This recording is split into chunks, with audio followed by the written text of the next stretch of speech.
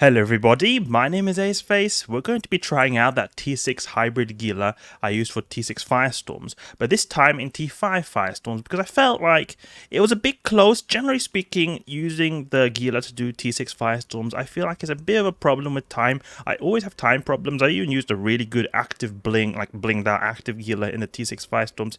It still feels, in my opinion, or at least in my experiences of doing it so far, not what I would want to have in terms of time. Like, it's always been very close calls, 17 minutes, 18 minutes, sometimes even 19 minutes. So it's been very tight.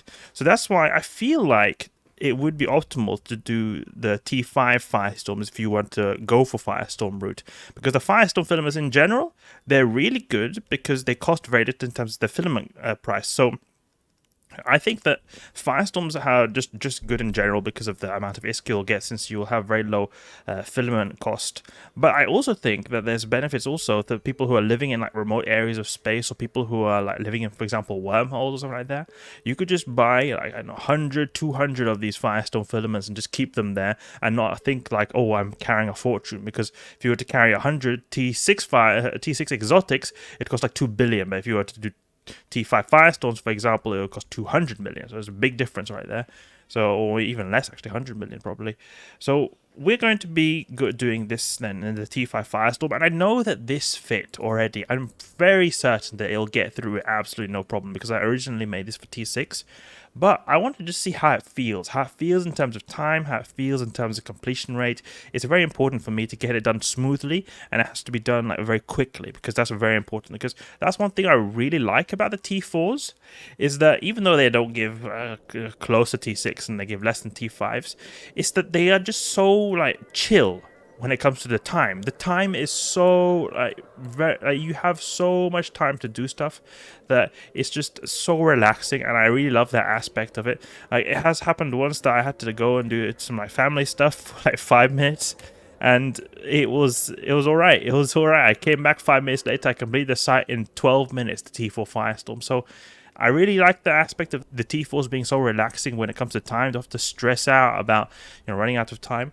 And the T6 definitely is not the case. So I think perhaps the T5 Firestorm might be a good in-between, like a in-between type of filament to run, where you want to do the stuff in get the good ISK, but it also is not extremely quick, but it's not extremely slow either.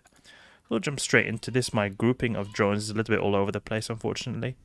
I'll move this in here. Can we do that? Yeah, there we go.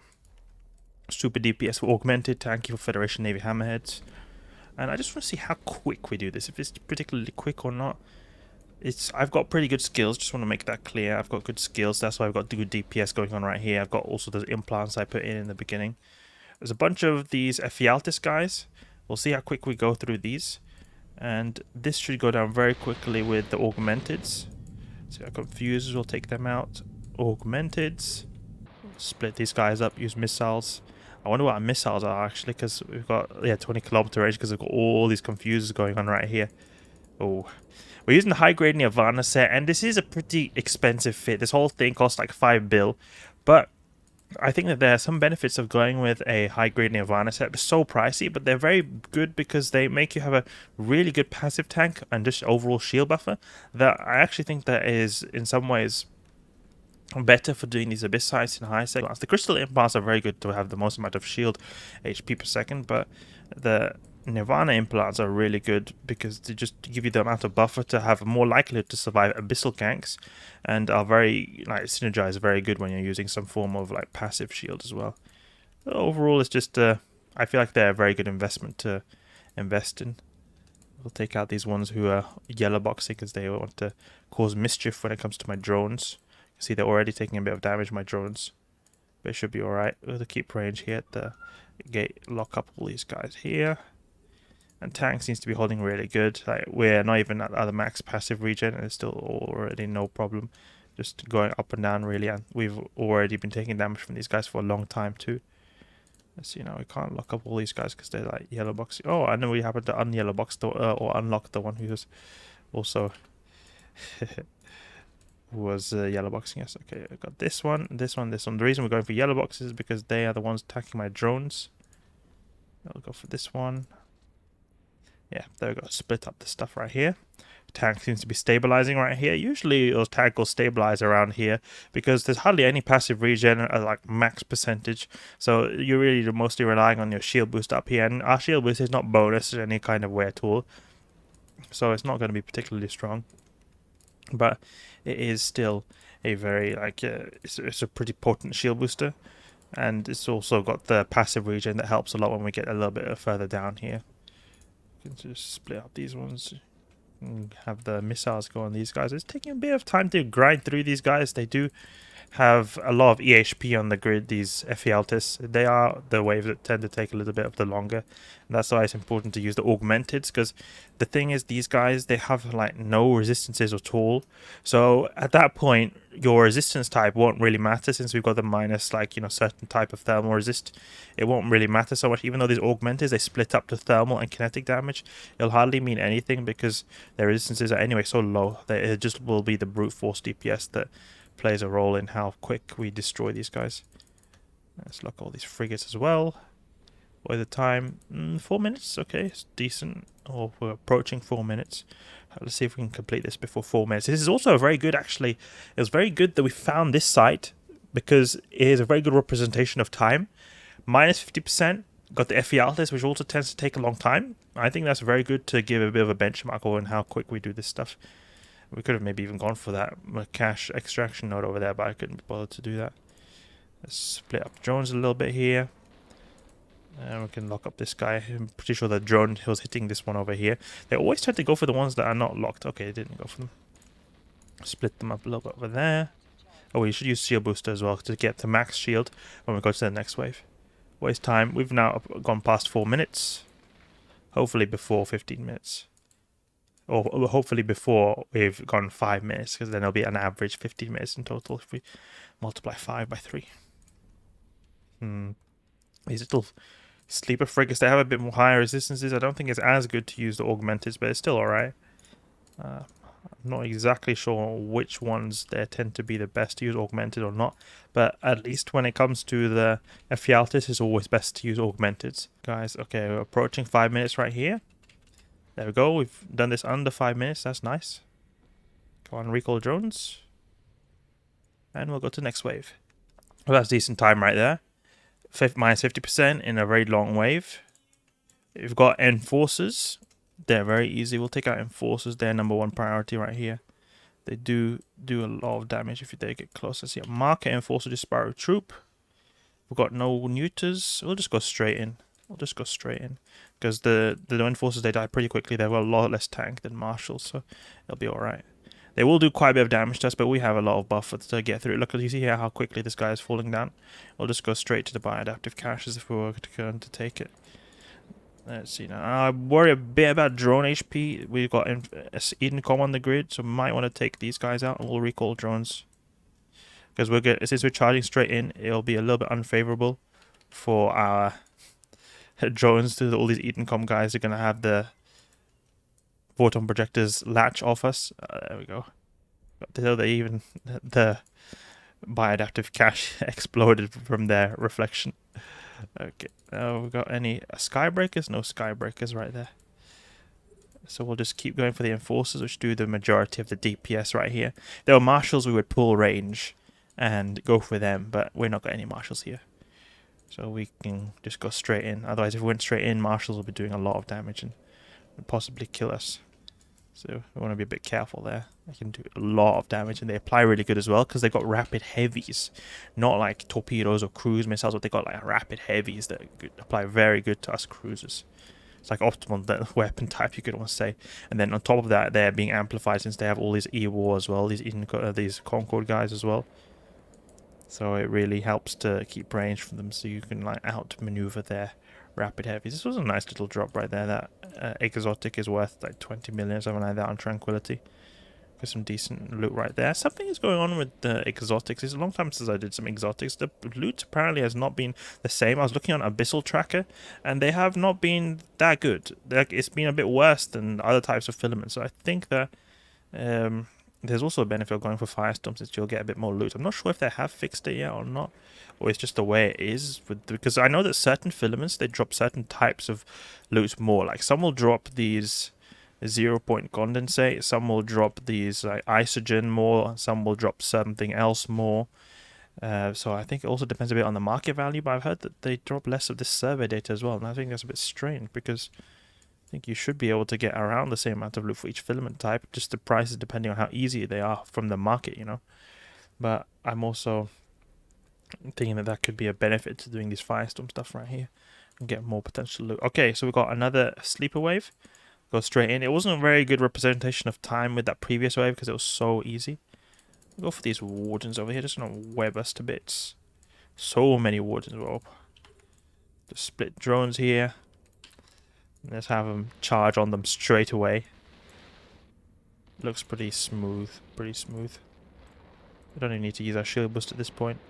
Just web it until our shields start dipping now, we could probably use it. Warden. Oh, we've got dissipators as well, we should take them out actually. It's quite important to take them out since we're not that new resistant when we're using our shield booster. We have got 20 gigajoules to spare when we're not using it, but if we use it then we will be neutered out very soon if there's some neuters on the grid. So we'll then shoot our missiles on this guy. And see what the time will be, because I'm quite curious to how fast we'll do this. Seems to be pretty smooth at least. I mean, nothing too crazy. Like, we're not finding any crazy waves in terms of, like, danger. It's alright in that regard. But I still think that T5 will be a lot more relaxing than T6. Like, it's definitely possible to do T6 Firestorms in a Gila. Definitely possible. But you have to, like, have 100% concentration. And even then, it can sometimes be a bit spicy in terms of the damage. Because a lot of the deadly waves in Abyss, I mentioned this a lot, they do thermal damage. Edencom, the Concord, I mean, like, the Concord, not Edencom, but the Triglarians as well. They do a lot of the thermal damage. So that is being reduced here. In the T6, I've noticed that we have a lot more prevalence of minus 70% the thermal resistance. So it'll be even like tougher when it comes to our thermal resistance. We'll be tanking a lot less there. So we just have to be a bit careful that we don't get like really destroyed, and at the same time we have to also do them pretty fast as well. You can bling the tank to multiple degrees, so it's not like that bad, but still you do have to bling hard, and even then you can sometimes get in spicy situations if you're not 100% on point. Unfortunately you can't bling the damage to the same degree you can do the tank. Like, there's so many different levels. You don't have like A type, X type damage mods. You only have faction and that's it. And I understand they don't want to make like a really overpowered ships, but still it's a bit annoying because you can get so many different levels of tank. But when it comes to my damage mod, there's only one upgrade after Tech 2 and that's it. Well, I guess you can upgrade even more the faction if you go officer, but no one really will normally go for officer because their modules are just too expensive for what they give. Like, you get maybe like 2-3% damage increase for like multiple billions. I don't think that's worth it. To be honest, you won't even notice the difference to that much anyway. It's not like the difference between faction and Tech 2. There's quite a big difference between faction and Tech 2. Okay, we've got these guys destroyed right here.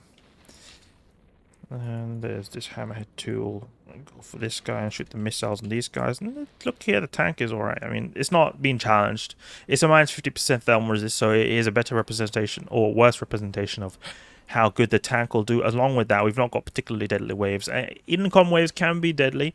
Like, if we have a lot of enforcers, like we did right there, and we were to just sit there, they would apply good. Because the thing is, enforcers, they have heavy assault missiles.